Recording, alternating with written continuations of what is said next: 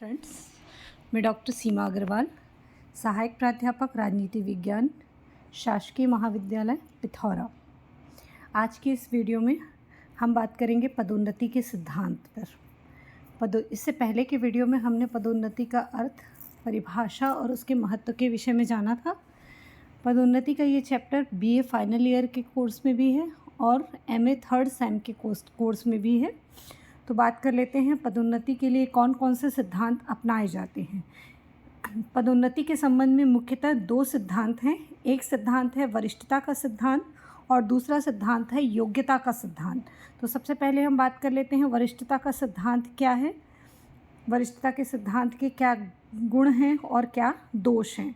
वरिष्ठता नाम से स्पष्ट है कि किसी भी विभाग के प्रशासन में कार्यरत जो कर्मचारी या अधिकारी हैं उनको उच्च पद पर पदोन्नति देते समय इस बात का ध्यान रखा जाता है कि उनमें से सबसे अधिक समय से उस पद पर कौन मौजूद है, या हम ये कहें कि उनका सेवा काल कितना लंबा है। जिसका सेवा काल जितना ज़्यादा लंबा होता है, सेवा अवधि जिसकी लंबी होती है, उसके आधार पर, वरिष्ठता के आधार पर, सीनियरिटी के आधार पर उनको पदोन्नति दी जाती है। तो पदोन्नति का पहला जो सिद्धांत है वरिष्ठता का सिद्धांत, वो सिद्धांत कहता है कि किसी भी विभाग या किसी भी विभाग या प्रशासन में काम करने वाले कर्मचारियों और अधिकारियों को उच्च पद पर पदोन्नति वरिष्ठता के आधार पर दिया जाना उचित है और वरिष्ठता के आधार पर ही दिया जाना चाहिए। वरिष्ठता के सिद्धांत के क्या क्या गुण हैं? वरिष्ठता का सिद्धांत वस्तुनिष्ठ है, ये तटस्थ और निष्पक्ष है, इसकी उपयोगिता पर कहीं कोई संदेह नहीं हो सकता, क्योंकि यहाँ पर क्या है, एक निश्चित कालखंड तय कर दिया गया, एक निश्चित अवधि तय कर दी गई कि 10 वर्ष अमुक पद पर सेवा करने के बाद उसको उच्च पद दिया जाएगा, या 5 वर्ष अमुक पद पर कार्य करने के बाद उसको उच्च पद पर पदोन्नत किया जाएगा। तो इस व्यवस्था में राजनीतिक दबाव नहीं हो पाता है।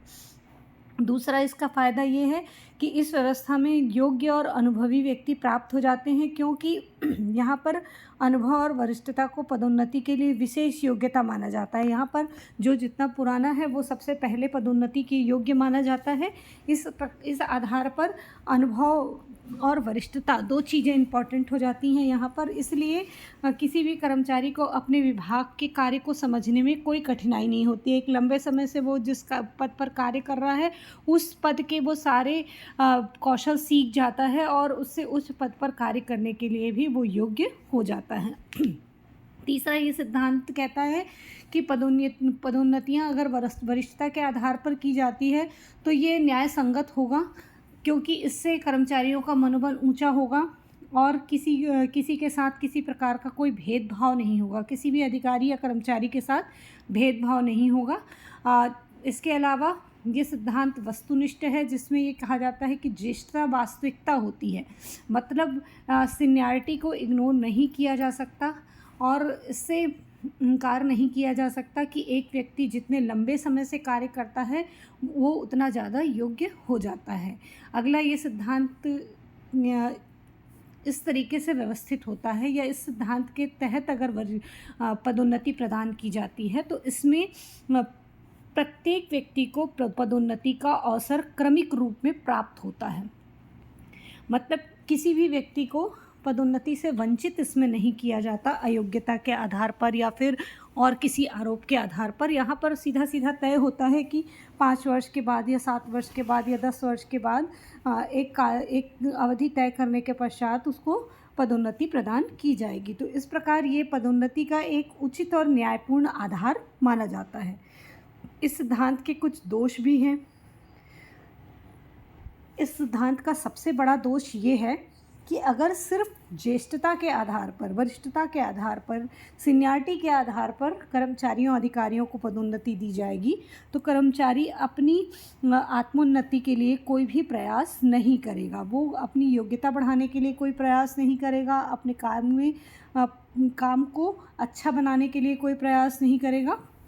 दूसरा, यहाँ पर अगर ज्येष्ठता का सिद्धांत अपनाया जाए संगठन में तो ऐसी स्थिति में हमको हमेशा योग्य व्यक्तियों की सेवा मिल पाए, ये संभव नहीं हो पाता है। क्या होता है, बहुत बार अयोग्य व्यक्ति भी पदोन्नति प्राप्त कर लेते हैं इसमें। इसके अलावा मध्यम श्रेणी के उदासीन और कम बुद्धिमान व्यक्ति ही जो कि युवा और योग्य तथा बुद्धिमान व्यक्तियों से प्रतियोगिता नहीं कर सकते, केवल वे ही ज्येष्ठता के सिद्धांत के सबसे बड़े समर्थक होते हैं। ये कहा जाता है कि वरिष्ठता के सिद्धांत का समर्थन केवल वो ही लोग करते हैं जिनकी बुद्धि थोड़ी कम होती है, मध्यम होती है, और जो योग्य और युवा व्यक्तियों से प्रतियोगिता नहीं कर सकते, जो दोबारा प्रतियोगी परीक्षा नहीं दिला सकते, जो पुनः परीक्षा की तैयारी नहीं कर सकते, फिर से अपने में कोई योग्यता जोड़ने के समर्थ नहीं होते हैं, केवल वे ही लोग वरिष्ठता के सिद्धांत का समर्थन करते हैं। अगला इसमें दोष ये है कि इस बात की कोई गारंटी नहीं होती कि ज्येष्ठ कर्मचारी ही अधिक योग्य और अधिक सक्षम हो, और इसलिए पदोन्नति केवल योग्यता के आधार पर दी जानी चाहिए। ज़रूरी नहीं है कि कोई व्यक्ति बहुत लंबे समय से कार्य कर रहा है तो वो योग्य होगा, सक्षम होगा। हो सकता है कोई नया है या जिसकी कार्यावधि थोड़ी कम है वो ज़्यादा योग्य हो। अगला इसमें दोष ये है कि केवल वरिष्ठता को ही पदोन्नति का आधार मानने से कर्मचारियों में प्रतिस्पर्धा की भावना भी समाप्त हो जाती है, और वो अधिक उत्साह और बुद्धिमत्ता से काम नहीं करते, क्योंकि उनको पता होता है कि जो काम करेगा उसको भी प्रमोशन मिलेगा, जो काम नहीं करेगा उसको भी प्रमोशन मिलेगा। तो ऐसी स्थिति में उनके अंदर जो प्रतिस्पर्धा की भावना है वो पूरी तरह से समाप्त हो जाती है, और उनके अंदर का उत्साह जो है वो ख़त्म हो जाता है। दूसरा सिद्धांत जो है पदोन्नति के लिए वो है योग्यता का सिद्धांत। अब योग्यता का सिद्धांत ये कहता है कि पदोन्नति की आकांक्षा रखने वाले उम्मीदवारों का मूल्यांकन उनकी योग्यता के आधार पर किया जाना चाहिए, वरिष्ठता के आधार पर नहीं किया जाना चाहिए। मतलब किसको उच्च पद देना है ये तय करने के लिए इस चीज़ को ध्यान रखना चाहिए कि कौन अधिक कार्यकुशल है, कौन अधिक परिश्रमी है, कौन अधिक ईमानदार है, और इस आधार पर उसको पदोन्नति से पुरस्कृत करना उचित होगा। इससे क्या होगा, कर्मचारियों में कार्य करने की जो प्रवृत्ति है वो बढ़ेगी, प्रतिस्पर्धा बढ़ेगी, वो ज़्यादा अच्छे से काम करेंगे। योग्यता का सिद्धांत वो उपयोगिता और महत्व के को स्वीकार करता है, और ये व्यवस्था नियोजक के दृष्टिकोण से भी अच्छी होती है, क्योंकि प्रत्येक नियोजक ये चाहता है कि उसके पास योग्य कर्मचारी हों, कर्तव्यपरायण कर्मचारी हों, सूझबूझ वाले लोग हों, दूरदर्शी हों, और ये सब कुछ तभी संभव हो सकता है जब पदोन्नति में वरिष्ठता के आधार पर योग्यता के सिद्धांत को अपनाया जाए। हालांकि आजकल ये माना जाने लगा है कि पदोन्नति की योग्यता प्रणाली अन्य प्रणालियों से श्रेष्ठ है, लेकिन इसमें एक बड़ी समस्या विभिन्न उम्मीदवारों की योग्यता का तुलनात्मक मूल्यांकन करने की है, क्योंकि अलग अलग कर्मचारियों में अलग अलग प्रकार की योग्यता होती है। तो किस योग्यता को पदोन्नति के लिए आधार माना जाए ये तय करना बड़ा कठिन होता है। भले ही योग्यता के सिद्धांत को सबसे अच्छा सिद्धांत माना जाता है पदोन्नति के लिए, लेकिन फिर भी योग्यता को मापना सरल कार्य नहीं है। इसीलिए फिर योग्यता को मापने के लिए अलग अलग विधियां काम में लाई जाती हैं। जैसे परीक्षा प्रणाली, कई बार विभागीय परीक्षा आयोजित की जाती है प्रमोशन के लिए। इसके अलावा सेवा अभिलेख, उनका लंबे समय से जो सेवा अवधि है उसमें उनकी कार्यप्रणाली कैसी रही उसके अभिलेख को देखकर। इसके अलावा जो पदोन्नति के लिए समिति बनती है उस समिति के विवेक के आधार पर ये तय किया जाता है। तो योग्यता के सिद्धांत का भी दोष है। इसमें सबसे बड़ा दोष ये होता है कि यहाँ पर योग्यता का निर्धारण करना एक बड़ा जटिल काम है। अलग अलग व्यक्ति में अलग अलग प्रकार की योग्यता होती है, अलग अलग प्रकार की क्षमता होती है। तो किस योग्यता को इसमें उचित माना जाए और किस आधार पर पदोन्नति प्रदान की जाए ये तय करना थोड़ा कठिन होता है। इसके अलावा अगर सिर्फ योग्यता के सिद्धांत को अपनाया जाए तो इससे राजनीतिक दबाव बढ़ने की संभावना बढ़ जाती है, भ्रष्टाचार की संभावना भी बढ़ सकती है। हो सकता है व्यक्ति जो है अप्रोच के आधार पर या फिर सिर्फ राजनीतिक प्रश्रय के आधार पर पदोन्नति प्राप्त कर ले, इसकी संभावना बहुत ज़्यादा हो जाती है। अब अगर हम बात करें कि दोनों में से कौन सी पद्धति श्रेष्ठ है, तो अगर देखा जाए तो पदोन्नति के लिए योग्यता और वरिष्ठता दोनों चीज़ों का बराबर महत्व है। कुछ सेवाएं ऐसी होती हैं जिसमें वरिष्ठता के आधार पर पदोन्नति दी जानी चाहिए, कुछ सेवाएं ऐसी हैं जिसके लिए योग्यता महत्वपूर्ण होती है, तो वहाँ पर योग्यता के आधार पर पदोन्नति दी जानी चाहिए। और आजकल प्रशासन में दोनों ही पद्धतियों का समायोजन किया जाता है, दोनों पद्धतियों को मिला जुला कर कार्य किया जाता है, दोनों पद्धति को मिलाकर पदोन्नति प्रदान की जाती है। जैसे योग्यता के आधार पर और वरिष्ठता के आधार पर, मतलब एक तय कर दिया गया कि 10 साल के बाद अमुक प्रकार की परीक्षा होगी और उस परीक्षा में जो उत्तीर्ण होंगे उनको पदोन्नति प्रदान की जाएगी। तो इससे क्या हो जाता है, वरिष्ठता और योग्यता दोनों को आधार मिल जाता है।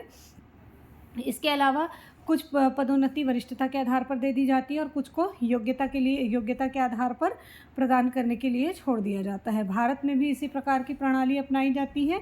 अलग अलग विभाग में कहीं वरिष्ठता को महत्व दिया जाता है, किसी में योग्यता को महत्व दिया जाता है और किसी में मिश्रित प्रणाली अपनाई जाती है। भारत में पदोन्नति हेतु सभी विभागों में एक समिति बनाई जाती है जिसे विभागीय पदोन्नति समिति कहा जाता है। ये कर्मचारियों की चरित्रावली, उनकी योग्यता, वरिष्ठता के आधार पर मीटिंग करके उनकी पदोन्नति की सिफारिश करती है और इनकी सिफारिशों के आधार पर ही पदोन्नति की जाती है। और ज़्यादा करके योग्यता के स्थान पर वरिष्ठता को यहाँ पर ज़्यादा महत्व दिया जाता है। मतलब जितने भी विभाग हैं भारत में, उसमें पदोन्नति के लिए विभागीय पदोन्नति समिति होती है जो कर्मचारियों के पुराने रिकॉर्ड चेक करती है, उनकी योग्यता, उनकी चरित्रावली और उनके कार्य करने के जितने भी रिकॉर्ड हैं उसके आधार पर पदोन्नति की सिफारिश करती है और इस सिफारिश के आधार पर पदोन्नति प्रदान की जाती है। योग्यता की जगह वरिष्ठता को यहाँ ज़्यादा महत्व दिया जाता है। निष्कर्ष के तौर पर हम कह सकते हैं कि लोक प्रशासन में पदोन्नति का बहुत महत्व होता है। कोई भी कर्मचारी जो बहुत योग्य होता है वो निम्न पद को केवल इसलिए स्वीकार कर लेता है कि कभी न कभी उसको उच्च पद में प्रमोशन मिल जाएगा। तो ये एक बड़ा आकर्षण होता है लोक प्रशासन में निम्न पदों पर नियुक्ति के लिए। अगर पदोन्नति का कॉन्सेप्ट ना हो या पदोन्नति की व्यवस्था ना हो तो ऐसी स्थिति में कोई भी योग्य व्यक्ति निम्न पद को स्वीकार नहीं करेगा और अगर पदोन्नति ना दी जाए तो ऐसी स्थिति में कर्मचारी दूसरे विभाग की ओर या दूसरे नौकरी की ओर आकृष्ट होंगे और वो अपने पद पर सही तरीके से, निष्पक्ष तरीके से कार्य नहीं कर पाएंगे। इसलिए प्रत्येक देश के प्रशासन में पदोन्नति की निष्पक्ष प्रणाली होनी आवश्यक है और योग्यता और वरिष्ठता दोनों के आधार पर पदोन्नति प्रदान किया जाना उचित होगा। धन्यवाद।